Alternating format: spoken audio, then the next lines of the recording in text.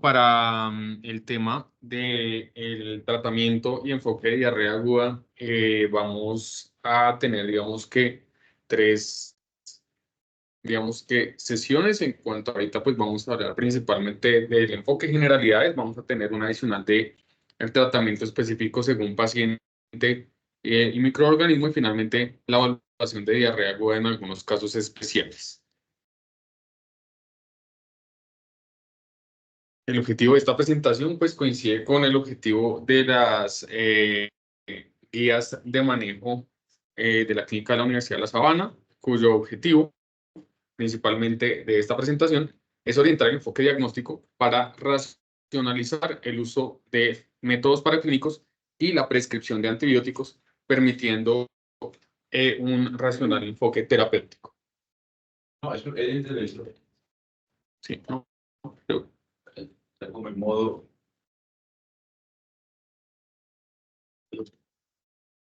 Bueno.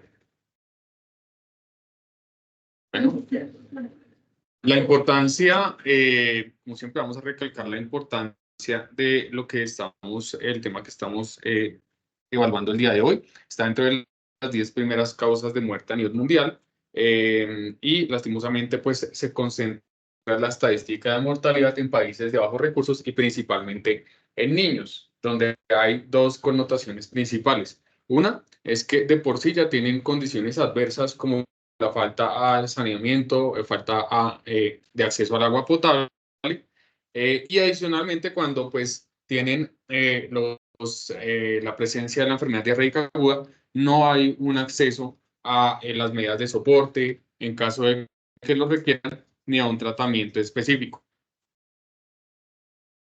Traje esta gráfica del 2019, en donde llama la atención, como les acabo de mostrar, que es principalmente en países de bajos recursos, principalmente lo que es India, África, pero también, digamos, para tener de pronto alguna evaluación de lo que está sucediendo, por ejemplo, en Estados Unidos, donde también hay una presencia significativa de enfermedad diarreica aguda. ¿Y qué es la enfermedad diarreica aguda? Es el aumento del volumen y la frecuencia de las deposiciones 2 o 3 veces más del patrón usual, con la disminución de la consistencia en las evacuaciones intestinales habituales en un periodo de al menos 24 horas. Hablamos en cuanto a temporalidad, de que esto es agudo cuando su duración es menor a 14, pues algunos otros hablan de menos de 7 días. También hay otra definición en cuanto habla a la cantidad de heces, que es mayor de 250 gramos por día, pero pues digamos realmente no es aplicable. Recordemos que la enfermedad diarreica aguda o la diarrea es un síntoma y pues vamos a tener que evaluar qué es lo que está causándonos esta sintomatología. En cuanto a la clasificación, como les dije, normalmente aguda hablamos entre menos de una semana o hasta 14 días, diarrea persistente entre 14 y 30 días y una diarrea crónica más de 30 días de duración. Hay otro término aquí que es bien importante anotar y es la disentería, en donde hay presencia de sangre o moco visible. Normalmente cuando tenemos esta asociación se presenta más relacionado con lo que es fiebre y dolor abdominal y no es específico, pero sí generalmente se asocia a lo que son bacterias invasivas como la salmonela, la shigella, campylobacter, algunos virus como citomegalovirus y adenovirus, y a veces también al compromiso por la entamoeba histolítica o el Clostridium difficile. También vamos a tener que la E. coli, productora de toxina Shiga, también va a producir especialmente cambios en la deposición con aparición de sangre. En cuanto a la clasificación fisiopatológica, pues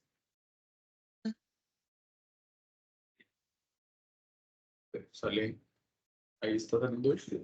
En cuanto a la clasificación fisiopatológica, pues tenemos otros diferenciales que tenemos que tener en cuenta, ya que la diarrea puede ser osmótica por presencia de sustancias no absorbibles en el lumen intestinal. También tenemos muchas situaciones que alteran la motilidad o el peristaltismo, que también van a producir esto y no van a estar relacionadas con síndromes infecciosos, como el síndrome de intestino irritable o el hipertiroidismo. Y vamos a tener también una fisiopatología explicada por cambios inflamatorios. De anotar aquí, tenemos que tener entre los diferenciales la enfermedad inflamatoria intestinal, ya sea pues, la enfermedad de Crohn o la colitis ulcerativa, pero aquí en este grupo pues, va a estar principalmente muchas de las diarreas infecciosas y finalmente un grupo de diarreas secretoras que va a estar en relación a la secreción de toxinas preformadas como con el Bacillus cereus, el Clostridium perfringens o el Staphylococcus aureus, enterotoxinas como las aeromonas y citotoxinas como las producidas por la E. coli enterotoxigénica, la Yersinia, el Vibrio cholera y el Clostridium difficile. Básicamente la diarrea de etiología infecciosa va a producir pues cambios a nivel inflamatorio o también como lo vimos a nivel en cuanto a la fisiopatología secretora.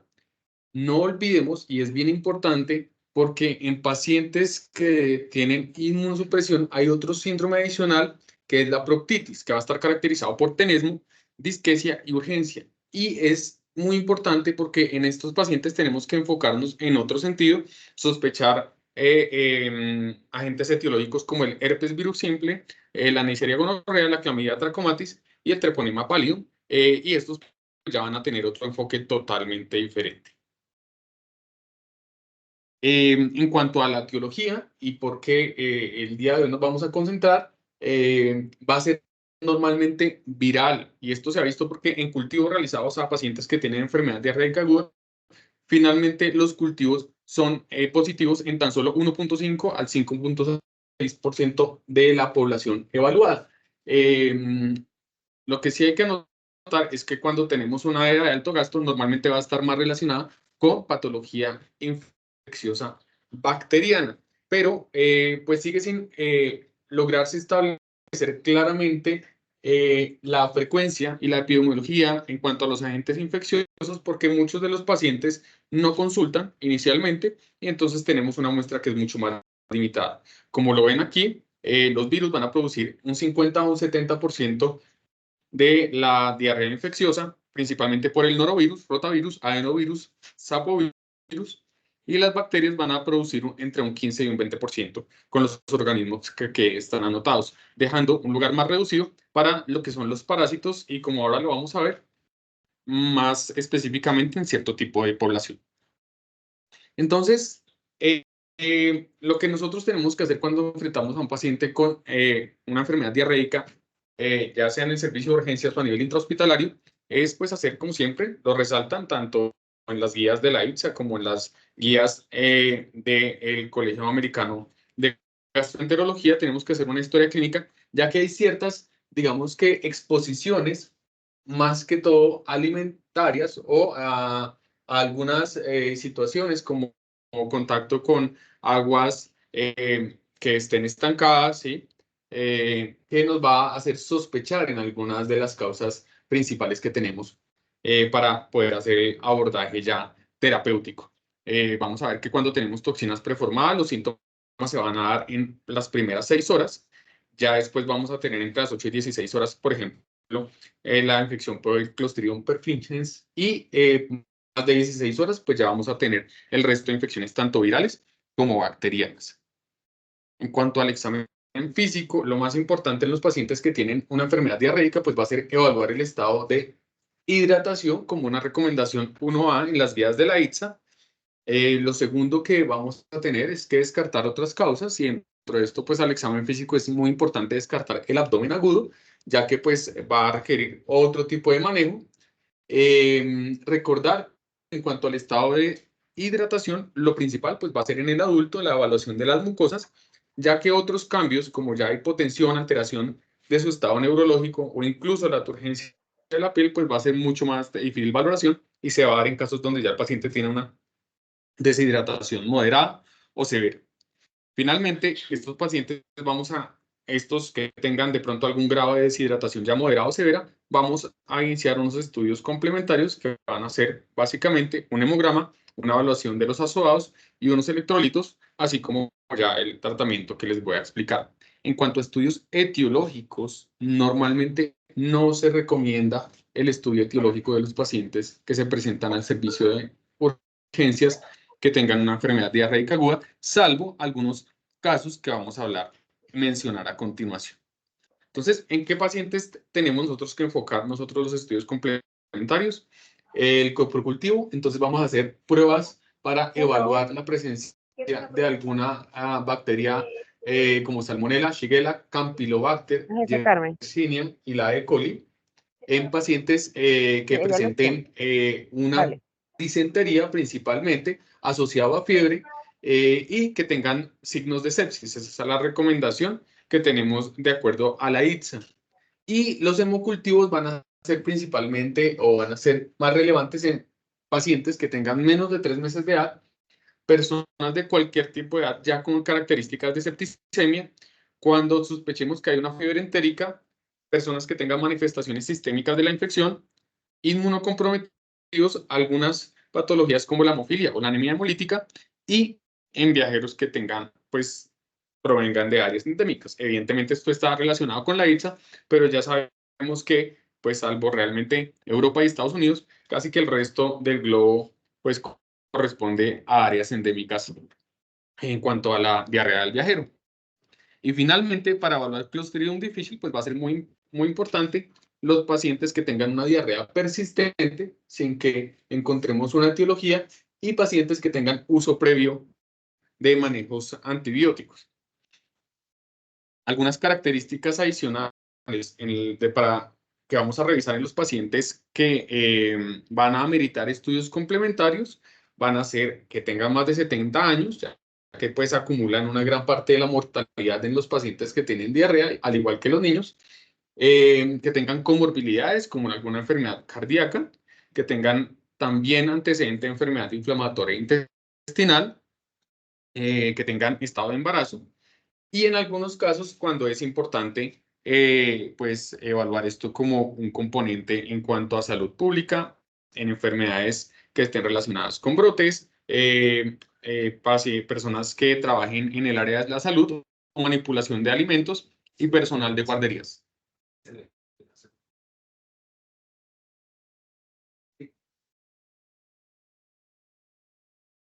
También vamos a tener que realizar en pacientes que estén inmunocomprometidos estudios adicionales como coproscópicos, coprocultivos y si tienen un estado séptico, hemocultivos en este grupo de pacientes, en los cuales no solo van a hacer estos estudios que ya mencioné, sino que también vamos a tener que utilizar otras herramientas diagnósticas para agentes etiológicos como Cryptosporidium, Ciclospora, Cisto, Isospora, Microsporidium y gérmenes del complejo Mycobacterium avium y Cytomegalovirus. Recordar que al aproximarnos al paciente en urgencias que está principalmente paciente que esté séptico o paciente que esté inmunocomprometido, con una especificidad del 97% y una sensibilidad del 97%, vamos a tener la posibilidad de realizar un panel FilmArray para hacer un direccionamiento, digamos que rápido y oportuno del tratamiento antibiótico en estos pacientes que fácilmente se pueden complicar. Aquí traje pues digamos que el panel, uno de los paneles que hay a nivel comercial, en donde se evalúan unas de los principales gérmenes relacionados con la enfermedad diarreica aguda, pero que, como lo dije, va a tener validez en este tipo de pacientes. Hay algunos artículos como este digamos que estoy ahí mencionando, en donde se intenta, digamos que de alguna manera, justificar el uso del FilmArray en otro tipo de pacientes para hacer un tratamiento que reduzca el tiempo de ajuste del antibiótico, mejore la estancia hospitalaria, pero realmente no tenemos esto validado o como una recomendación general en otro tipo de pacientes que no sean los que ya hemos anotado. El tratamiento, en este sentido, ya cuando tengamos todo este enfoque, digamos que diagnóstico, va a estar encaminado inicialmente a unas medidas generales que en los pacientes que no tengan compromiso de su estado general y que toleren la vía oral, pues va a ser las sales de rehidratación oral, siempre va a ser como el principal característica, salvo que ya tengan un grado importante de deshidratación o tengan intolerancia a la vía oral, en donde ya vamos a utilizar los líquidos endovenosos. Vamos a tener la posibilidad de utilizar algún tratamiento para los síntomas, principalmente los antieméticos, que pues se recomiendan, cosa que no es recomendación, por ejemplo, la loperamida, para evitar, pues digamos que la motilidad gástrica no se recomienda su uso por las guías. En cuanto a los probióticos, en los episodios de diarrea aguda, no hay recomendación realmente que soporte su uso en este tipo de pacientes. Dejar unas cosas muy claras, no está indicado el uso de antibiótico en la mayoría de los casos. Para la mayoría de los pacientes con diarrea aguda que no esté relacionada con disentería y no esté relacionada con viajes, no se debe administrar terapia antibiótica empírica, y como ya lo sabemos, en pacientes en quienes nuestra sospecha, por ejemplo, sea de que haya una E. coli productora de toxina Shiga, el antibiótico puede ser contraproducente. Incluso las recomendaciones suspender antibiótico por el mayor riesgo de aparición de complicaciones e incluso de desarrollar un síndrome hemolítico urémico. Entonces, realmente las recomendaciones puntuales en niños y adultos inmunocompetentes no se recomienda el tratamiento antimicrobiano empírico, salvo en algunos casos que aquí pues, pues hago mención, y son pacientes que realmente están con una patología relacionada con un entorno hospitalario, pacientes que tengan disentería relacionada con síntomas de intestino grueso, que son deposiciones, digamos que de volumen escaso, pero muy frecuentes y asociadas a pujo y a tenesmo, en donde tenemos que evaluar la presencia de Shigella en pacientes que tengan, como ya lo habíamos mencionado, sepsis o síntomas de respuesta sistémica. Tenemos que considerar el tratamiento antibiótico empírico en este tipo de pacientes, y en personas que han tenido, digamos que, terapia antimicrobiana de amplio espectro. ¿Esto por qué? ¿Por qué lo tenemos que limitar? Y como lo dijimos al inicio de la presentación, porque el uso de antibióticos indiscriminado, que como ya lo vieron, no es necesario en la mayoría de los casos, nos va a producir no solo, digamos que, un riesgo de resistencia, sino, por ejemplo, la presencia de ya compromiso por Clostridium difficile. Aquí en esta tabla se resalta el riesgo, dependiendo de los días en los que estamos usándolo, de acuerdo al antibiótico establecido. Entonces, las fluoroquinolonas tienen un riesgo relativo de desarrollar enfermedad por Clostridium difficile mayor, y las cefalosporinas, pero en general la mayoría de antibióticos que utilizamos en la práctica clínica tiene el riesgo de esta complicación. Aquí entonces, este sí es del American College of Gastroenterology, en donde nos dice, bueno, mire, si usted tiene una diarrea que es de predominio acuoso, con una enfermedad leve, realmente lo único que tenemos que hacer es hidratar, ¿sí? Si tenemos una enfermedad que ya es moderada, severa, y estoy sospechando que hay una enfermedad del viajero relacionada, pues voy a tener que utilizar terapia antibiótica empírica, normalmente fluoroquinolonas o acitromicina. Pero si no es una enfermedad del viajero, entonces vamos también a hacer manejo sintomático, y solo en pacientes que tengan más de 72 horas de duración, pues vamos a considerar ya el avanzar en estudios, digamos que microbiológicos adicionales. Entonces, como lo ven, los pacientes que tienen diarrea acuosa, realmente va a ser muy limitado el número de pacientes que vamos a llevar a estudios complementarios. Y en cuanto a la diarrea disentérica, pues vamos a enfocarlo desde el punto de vista de que los pacientes que no tengan fiebre, en los cuales sospechemos que hay una E. coli productora de toxina Shiga, pues vamos a hacer estudios microbiológicos antes de hacer el inicio del manejo antibiótico, y ya como tal será únicamente en pacientes con probablemente disentería, con una enfermedad severa, con compromiso sistémico, en los cuales vamos a tener que adelantar estudios complementarios y hacer tratamiento manejo, digamos que de forma empírica. Esto pues para resumir y para que ustedes vean aquí los principales antibióticos que vamos a utilizar en estos pacientes en los cuales requeramos manejo empírico, que van a ser realmente una minoría. Y como conclusión, pues recordar que en la mayoría de pacientes no van a ser necesarios ni estudios complementarios ni inicio de manejo antibiótico empírico antes de realizar una evaluación etiológica del microorganismo que nos está causando la enfermedad. Ok, Gerardo. ¿Quién sigue? Muchas gracias. Si quiere.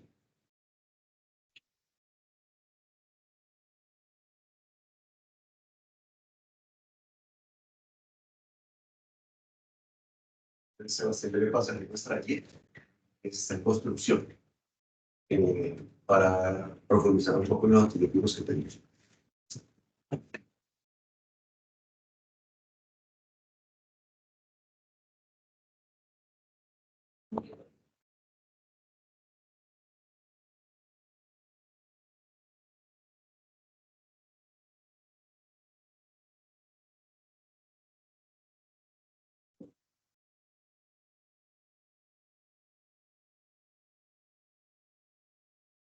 ¿Listo? Buenos días, mi nombre es Lina María Castro Rojas, yo soy residente de primer año de farmacología y vamos a revisar la gestión del riesgo, pero ya enfocándolo al tratamiento para gram negativos. Entonces vamos a empezar por las cefalosporinas. Recordamos que primero vemos lo que es el mecanismo de acción para entender las posibles reacciones adversas que va a presentar cada uno. Entonces tenemos que las cefalosporinas, ellas se unen de forma covalente al sitio activo de las PBPs. Esto hace que se inhiba la síntesis del peptidoglicano y digamos que como no se produce una adecuada pared, pues finalmente va a producir la lisis de la bacteria. Aquí es importante recordar con las cefalosporinas que, digamos, como en la mayoría o en general, en lo que pasa con los betalactámicos, su principal efecto o reacción adversa va a ser el de hipersensibilidad, pero también vamos a encontrar reacciones de hipersensibilidad o pues reactividad cruzada. Aquí con ellas, digamos que la relación cuando hay alergia a penicilinas va a ser menor al 2%. Principalmente se da por las cadenas o por los radicales que tienen similitud o digamos que ya en un segundo caso sí sería por el anillo betalactámico, pero es muchísimo menos frecuente. Importante acá también con el ceftazidime y bactam, recordar que él puede generar también por reacción de hipersensibilidad un una reacción denominada el síndrome de Kunis. Son arterioespasmos coronarios que son pues alérgicos y finalmente puede resultar en un infarto agudo de miocardio por un mecanismo de hipersensibilidad. Listo. Tenemos que las cefalosporinas tienen eliminación renal principalmente y aquí la lesión renal se puede dar por digamos, dos mecanismos. Primero, por la acumulación del antibiótico en el túbulo contorneado proximal que va a generar una necrosis tubular. Y segundo, por reacciones de hipersensibilidad que causaría una nefritis intersticial. En el caso de la nefritis intersticial, él va a dar un cuadro clínico que generalmente, digamos, va inmerso en todo lo que sería hipersensibilidad y no va a estar solo, va a ir acompañado de fiebre, de rash, eosinofilia y de artralgias. Con ellas también podemos encontrar encefalopatía.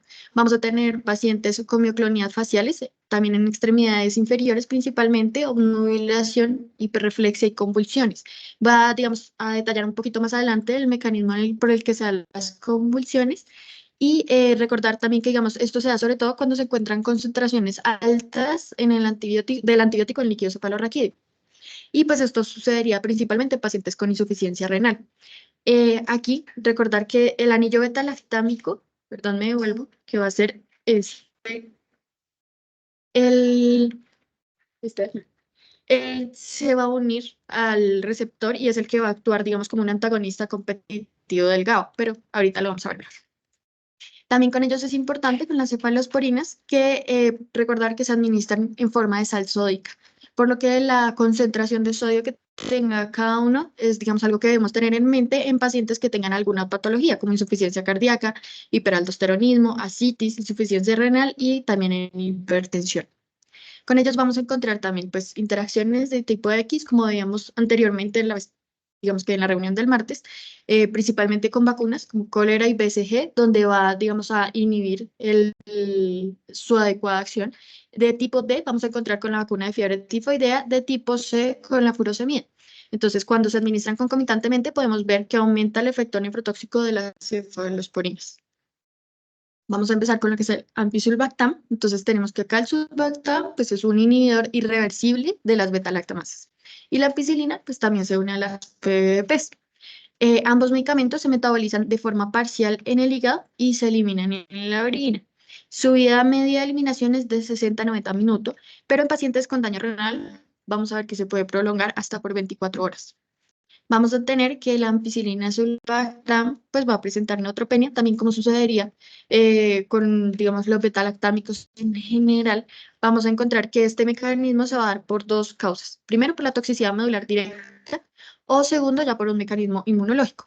Digamos que se ha comprobado que los betalactámicos inhiben in vitro la replicación del ADN porque inhiben al ADN polimerasa. Y digamos que esto también inhibe la formación de colonias mieloides, pues como lo han visto ellos en cultivos, y finalmente pues vamos a ver que en el paciente podría disminuir.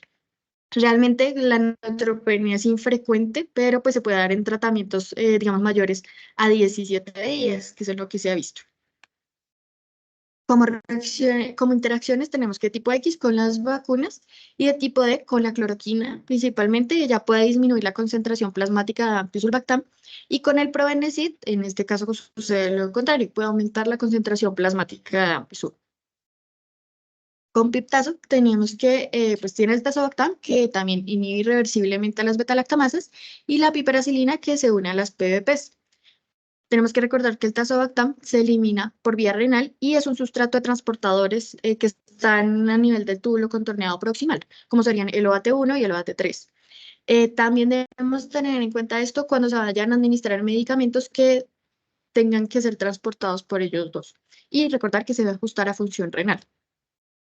Aquí, digamos, quería recordar, o lo que mencionaba también Sebastián, que es uno de los medicamentos o de los antibióticos que en sus tratamientos prolongados pueden estar relacionados con la aparición de Clostridium difficile. Este es más un estudio que se realizó aquí en Bogotá, donde miraron qué antibióticos habían consumido estos pacientes previamente, pues el 35% estuvieron en tratamiento con ampisulva, el 25% con piperacilina tazobactam y el 15% con meropenem, ya luego sí con ertapenem. Con piperacilina tazobactam vamos a encontrar lo mismo, las reacciones de tipo X con las vacunas, las interacciones, las de tipo D con probenecid, ya puede aumentar la concentración plasmática del tazobactam. Con los carbapenémicos, entonces recordar, su mecanismo de acción también es por unión a las PBP e inhibe la síntesis adecuada de la pared celular. Aquí podemos encontrar, digamos, sus características farmacocinéticas, que es lo que, digamos, no está tan dirigida a esta charla, pero aquí recordar que la eliminación de ellos es principalmente por vía renal. En el caso del imipenem es del 70%, del miro también del 70%, del ertapenem ya es del 80%, y el doripenem es del 71%. ¿Qué quiere decir esto? Que tengo que ajustarlo a función renal y pues estar vigilando. También podemos encontrar que puede presentar elevación de enzimas hepáticas. Y aquí sí vamos a revisar un poquitico más ya ese mecanismo por el que me puede generar una neurotoxicidad o por el que mi paciente puede tener una disminución del umbral convulsivo. Entonces tenemos que ellos inhiben competitivamente al GABA, el cual es el principal neurotransmisor inhibitorio de digamos, del sistema nervioso. Normalmente la membrana en su estado basal, en su interior va a ser negativa, en el exterior va a ser positiva. Cuando viene, digamos, el impulso para generar la despolarización, pues la idea es que esas cargas disminuyan. Y eso es lo que hace que se siga, digamos, replicando ese potencial.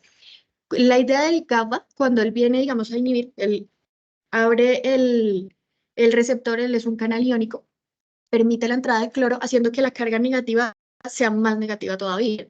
Entonces, cuando venga el impulso, digamos que le va a costar un poquito positivizar esa carga negativa, ¿sí? Por así decirlo. Entonces, si yo estoy inhibiendo la acción del GABA, no voy a tener esa carga negativa de más, entonces va a ser más fácil que mi paciente se despolarice y me haga una convulsión. Vamos a tener acá también interacciones de tipo X con las vacunas, con el probenecid, en este caso también puede aumentar la concentración plasmática del antibiótico, y aquí tenemos de tipo D con el ácido valproico, ya que también se puede disminuir la concentración plasmática del ácido valproico y finalmente pues él no va a ejercer su efecto también anticonvulsivante. Con los aminoglucósidos, recordar, pues ellos se unen a la subunidad ribosómica 30S y no deja que se le una el ARN mensajero y, digamos, esos sitios receptores del ARN de transferencia también van a estar ahí como ocupados. Vamos a tener que en la micacina su eliminación es renal y por lo tanto, digamos, con ellos vamos a ver reacciones de nefrotoxicidad altas, vamos a tener que ajustar también a función renal. Esa nefrotoxicidad puede ser reversible, que sea entre el 5 al 25% de pacientes que utilizan el medicamento, sea por mecanismos de acumulación del antibiótico en células del túbulo contornado proximal y puede darse después de, digamos, varios días de estar utilizando ya el antibiótico. Con los aminoglucósidos es importante recordar también la autotoxicidad. Ella sí es irreversible. Se da porque se acumula el antibiótico en la endolinfa y en la perilinfa y, digamos, causa ahí un daño ya irreversible de las células de la cóclea y del complejo vestibular. Tenemos también que puede presentar bloqueo neuromuscular y esto es porque, pues, digamos, puede exacerbarlo cuando ya está presente, pero este efecto realmente es poco común. Tenemos interacciones con la micacina de tipo X, con lo que sería con las vacunas. Con el ataluren incrementa el riesgo de nefrotoxicidad del antibiótico. Tenemos ya lo que serían interacciones de tipo D con la banco, puede aumentar la nefrotoxicidad. Con las fluoroquinolonas, entonces recordar el mecanismo de acción, ellas actúan sobre la topoisomerasa 2 y la topoisomerasa 4 bacterianas. Así que impide el enrollamiento del ADN bacteriano y digamos que va a dificultar su replicación. Tenemos que el metabolismo de la cipro en concreto, que es como la que más usamos, se da principalmente por el citocromo P1A2. Digamos que esto va a significar que podemos presentar pacientes con aumento de las enzimas hepáticas, pueden presentar pancreatitis, aumento de la amilasa y la lipasa.